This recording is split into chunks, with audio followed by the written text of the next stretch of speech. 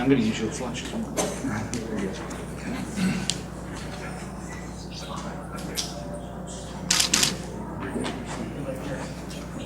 Me today. Ah, yes. Jim, 26. flex behind you. 26. 26 of them.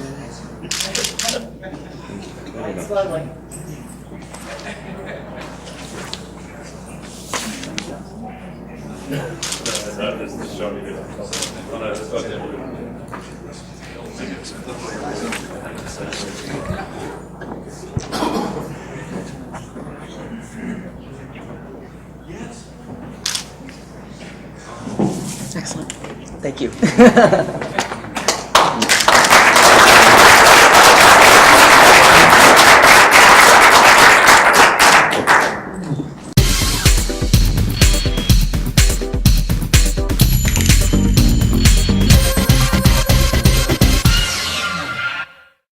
Glad to have you here early this morning. I know many of you are probably on completely different time zones than what we are here in Atlanta. So I'd like to officially welcome you to the Global FM Workshop and the International Facility Management Association's World Workplace. We're really glad to be here in Atlanta and have a wonderful conference planned for you. It's also a special year for IFMA, the fact that it's our 30th anniversary, so we appreciate you being here at our birthday party. Part of my capacity as President and CEO of IFMA, I also serve on the Board of Directors and the Operating Committee for Global FM. Global FM and IFMA have had a strong relationship in terms of IFMA being one of the founding partners for Global FM. And so we encourage these types of workshops with Global FM and support them. This Global FM, as I said earlier, is an organization that is here to help advocate FM around the world through providing resources to the FM associations that exist in many different countries. And there's well over 30 to 40 different organizations officially recognized around the world, of which are all potential members for FM, for Global FM, and we're hoping to work on all of them.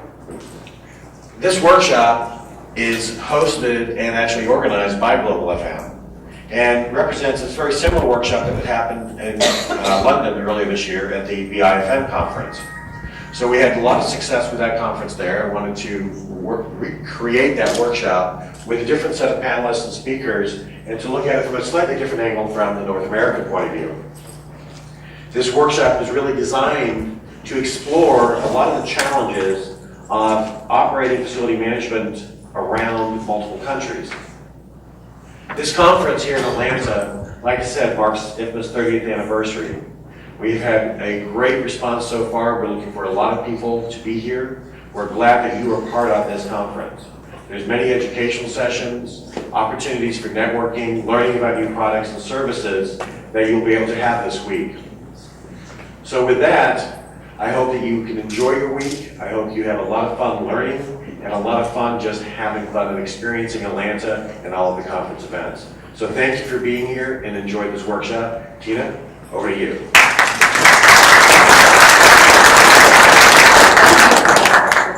I told him, I said, this is kind of a laid back kind of thing, but they wanted to put their best face forward, and I appreciate that. The panelists are comprised, I actually handpicked each one of these individuals for the rich differences and but yet similarities on the facility management world. And so you will hear everything from how someone overcomes the borders within one particular organization in which to put forward a sustainability plan, all the way to how does someone educate for the future of FMers, our emerging leaders, to what's happening to organizations that have multiple locations across the world. So the way that this has been designed is each of our panelists will give a very short overview of who they are, what their responsibilities are, what they contribute, and then talk a little bit about maybe a project that they did or an initiative or some of the different activities that they're involved in. And then I'm going to act like a question, like the audience, asking questions from the audience, just as I'm going to ask you to, if you can think of anything, we'll pause after each panelist. If you have some questions that you want to asked of them, please do so. We want this to be as interactive and as informative as possible. So you will get extra points if you do ask questions, okay? I just want to let you know. When I say this is interactive, that's exactly what I mean. That means you help them. So without further ado, I am going to, first of all, I would be remiss if I did not recognize the sponsors of our workshop. We have had a wonderful relationship with both CUBE and ISS. They have been wonderful, wonderful partners in our journey in Global FM. And without them, we would not be able to put together these types of events. So for everything that you do, we really do appreciate it very, very much. So I'd like to give a round of applause for our sponsors.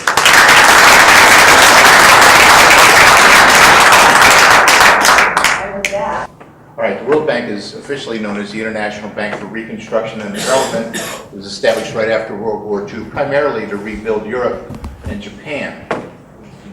Currently, we have 187 member countries, and the bank is focused primarily on giving loans, grants, commitments, other commitments to developing countries trying to establish poverty reduction elements. We are now in about 150 we're helping 150 developing countries in the fiscal year 2010. We have about 9,000 employees in 120 country offices. We're helping countries reduce poverty by investing and loaning and providing grants for helping them manage economic policy and external debt, improving overall health conditions in the country, establishing and building education systems, and encouraging environmental health and sustainability. We're currently managing 7 owned offices. We're going to add 4 more in December, and 2 leased offices. So you can see, out of 120, we've got a long way to go, and we're still learning. Not surprisingly, some of the challenges, financial concerns are the most prevalent and the most frustrating. Primarily, the budgeting is done in US dollars, but it's spent in local currency. So one of the challenges and standards, those in various parts of the world adhere to a lower standard than the US, and that's not true everywhere. In Europe and the US are very much aligned. But the quality of workmanship is limited by local expertise, and many times the tools and machines that are available or not basically dictate the kind of quality that you get in the construction. Headquarters in Washington, but nothing developed for overseas. And so trying to develop those comprehensive standards in places where you don't have a consistent all reactive issues and very little on proactive. What we also find is that suppliers in the local countries don't always stock replacement parts due to not having the local resources or having the necessary credit, which is kind of out of our control. Is it possible that you would use your purchasing influence as a means of moving them on into a sort of higher value proposition? I think that we do that kind of factors through what we expect. And if they know it, fine. If they know it to a certain level, we'll have to fine tune it. But the idea is that when we write the technical specs, that hopefully supplies a kind of an outline that says this is what we need, this is what we would like to achieve. And then the supply chain kind of responds to that with the contract. All right. Thank you.